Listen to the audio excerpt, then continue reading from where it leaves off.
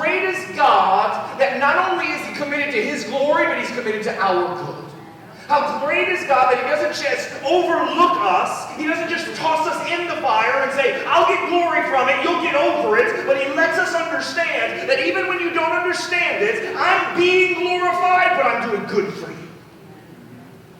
Maybe part of our problem is we want good to fit our definition of good, rather than trusting God's character to be the ultimate good.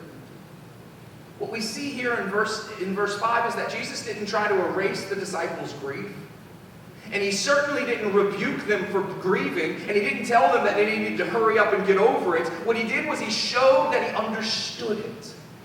And then He promised that their grief would be worth it. And that even their grief was for their good. Because it, meaning the grief, just like them, was in God's hands. But that's hard for us, isn't it? Because what we want, I won't even make it about you. What I want is I want God to come heal my grief. Or I want Him to protect me from my grief. I want Him to keep me from ever experiencing something that causes grief. I don't want God to be the Father that orders grief. I want to trust that He's in the midst of these places. Which means I have to trust His character over my experience, over my understanding, even over my experiences. I don't want grief to be a part of God's plan for my life.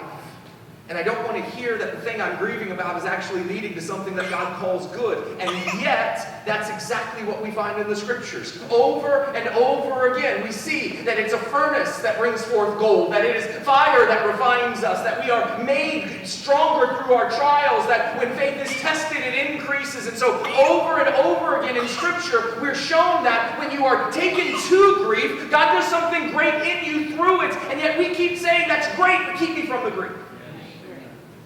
And yet if I'm in His hands, if I belong to Him, if He's truly sovereign, then even when I experience grief, I am experiencing the hand and the purpose of God. Are we willing to believe God when He says it is for your good?